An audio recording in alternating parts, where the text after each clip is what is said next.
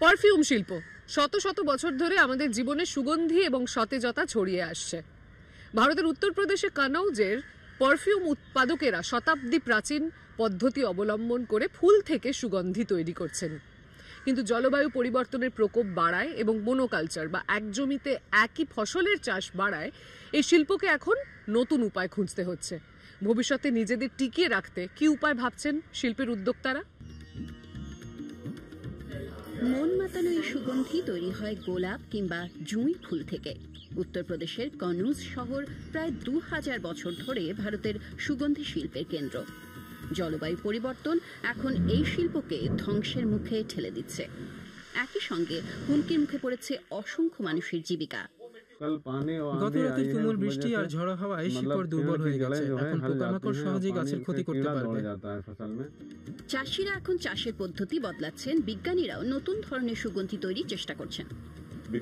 জলবায়ু পরিবর্তনের জন্য ফুলের গন্ধের ধরন বদলে যাচ্ছে।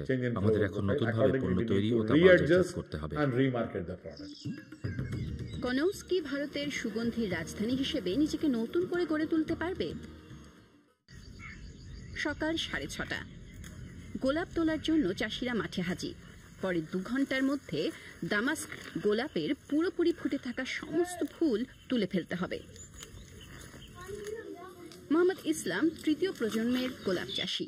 তার বাগানের ফলন ব্যাপকভাবে কমে গেছে। আগে যেখানে 10 কিলো ফুল পেতেন, এখন মাঝে মধ্যে তার অর্ধেক পান।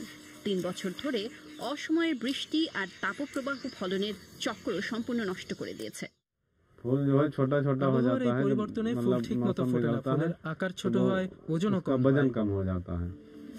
কনৌজ হাতে তৈরি আতরের জন্য বিখ্যাত, যা মূলত ডিস্টিলেশন বা পাতন পদ্ধতিতে তৈরি প্রাকৃতিক সুগন্ধি তেল। জীবিকার জন্য শহরবাসী শতাব্দী প্রাচীন এই শিল্পের উপর নির্ভরশীল। এখানকার প্রায় 1.5 লাখ বাসিন্দার 80% সুগন্ধি শিল্পের সঙ্গে যুক্ত।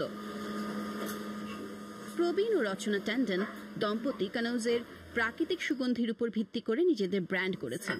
তারাও জলবায়ু পরিবর্তনের প্রভাব টের পাচ্ছেন। সুগন্ধি তেলের পরিমাণ কমে যাওয়ায় তাদের সরবরাহকারীদের আগের চেয়ে বেশি ফুল প্রক্রিয়াজাত করতে হচ্ছে। সেই বাড়তি খরচ সামাল দিতে গিয়ে সুগন্ধির দাম বেড়ে যাচ্ছে। কাঁচামালের দাম বাড়ায় তাদের খরচ বেড়ে যাচ্ছে। এজন্য তাদেরকে টিকিয়ে রাখতে আমাদেরকেও বেশি খরচ করতে হচ্ছে। এই খরচ সামলাতে গিয়ে পণ্যের দাম বাড়িয়ে দিতে হচ্ছে। আর এখানেই ক্রেতাদের সামর্থ্যের প্রশ্নটি চলে আসছে। বিকল্প হিসেবে তারা তখন কৃত্রিম সুগন্ধির দিকে কেন চলবে না?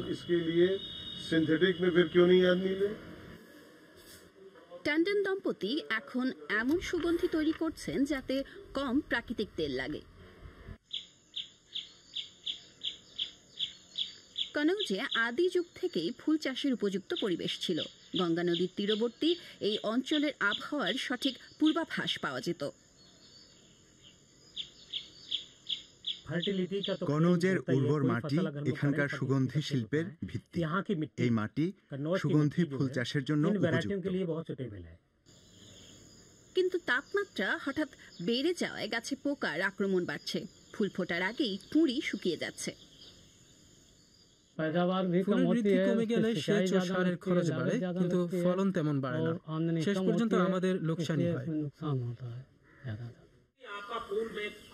অমর সিং বলছেন, সময় মতো চাষাবাদ একটা সমাধান হতে পারে। তিনি সরকারি কৃষি পরামর্শ কেন্দ্রে কাজ করেন। তার মতে চাষ ও সেচের সময় 20 দিন অবধি এগিয়ে আনতে হবে, যাতে গরমে ফুলের ক্ষতি হওয়ার আগেই গাছে জল দেয়া যায়। ফুল ফোটার সময় সেচ দেওয়াও জরুরি।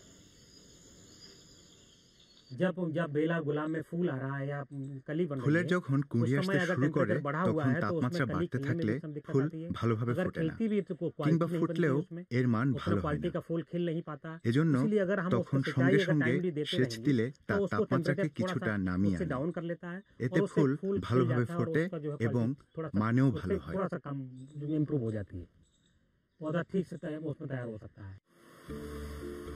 কনৌজে fragrance and flavour development centre অন্য সমাধান খুঁজছে। তাদের পরীক্ষার প্রাথমিক ফলাফল আশাব্যঞ্জক নয়। তাপমাত্রা বাড়লে ফুলের গন্ধ বদলে যায়। গোলাপ ও জুঁইয়ের সুগন্ধি তার নিজস্বতা হারায়।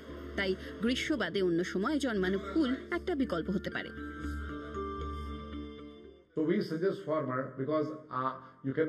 পরিবেশ তো আপনি বদলাতে পারবেন, তাহলে কি করা যায়? আমরা চাষিদের তুলসী বা ক্যামোমাইল চাষের পরামর্শ দিচ্ছি, তারা এগুলোয় জোর দিতে পারে। কোভিডের পর তুলসীর চাহিদা অনেক বেড়েছে। আগে তুলসীর তেল লিটার পিছু 800 টাকায় বিক্রি হতো, এখন তা 2500 টাকা ছাড়িয়েছে।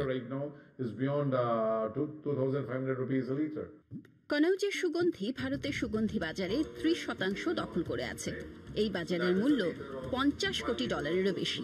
এই শিল্পকে টিকিয়ে রাখতে পর্যটন শিল্প একটি উপায় হতে পারে বলে মনে করছেন অষ্টম প্রজন্মের সুগন্ধি বিশেষজ্ঞ প্রণব কাপুর। পর্যটন শিল্পের মাধ্যমে বাণিজ্যিকীকরণ করলে স্থানীয়দের সামনে নতুন পথ খুলে যাবে। চাষিরা আরো পর্যটক পাবেন, দোকানদার ও বিক্রেতারা আগ্রহী পর্যটক পাবেন যারা ঘুরে দেখবেন এবং সুগন্ধি কিনবেন। পর্যটন এই অঞ্চলের নতুন অর্থনৈতিক ভিত্তি হলেও হতে পারে, কিন্তু একথা নিশ্চিত যে কনৌজের সুগন্ধি শিল্পকে এখন নতুনভাবে গড়ে তুলতে হবে। অতীতকে ধরে রেখে ভবিষ্যতের পথে এগিয়ে যেতে হবে।